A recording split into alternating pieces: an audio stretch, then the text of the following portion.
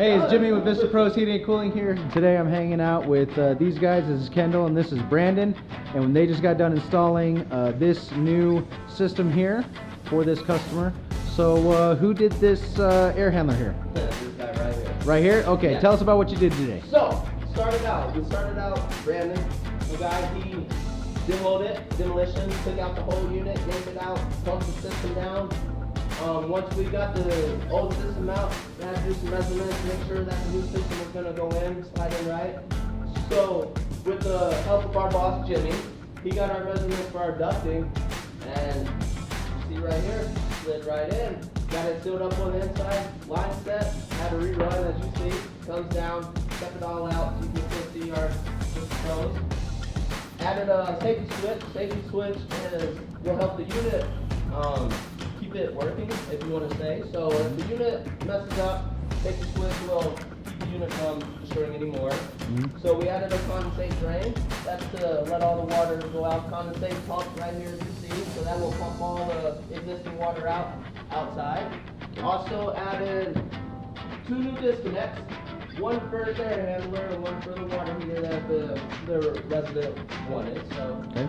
and So what's down there under the air handler there? yeah, this is a media filter. Okay. So at these, this gives you cleaner, I would say cleaner air. If it's got allergies or allergens, it's cleaner air.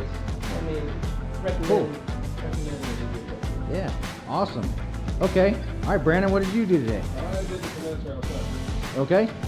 Let's take a look. So the old system was a steering system. And then rip all that out. After the help kindle. After help repair out the whole furnace channel and stuff.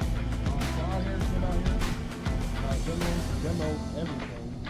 Put on a new disconnect, new wick coming down, redid the line set going into the condenser. Did a little bit of work, wasn't too bad. After brazing all that stuff in and brazing the inside in, we did a nitro test, make sure we didn't have any leaks anywhere. Also, ran the thermostat wire, had to use a couple more wires the last time. This is just being a heat pump. So with this being a heat pump, this also can do not only cooling, but heating as well. So that's all for a couple extra thermostat wiring. But other than that, wasn't a big deal, wasn't a big challenge, and Sweet, sweet. And as we can see, this unit is running right now. It is actually in heating mode, and it's pretty dang quiet. I think the customer's gonna be really happy with it.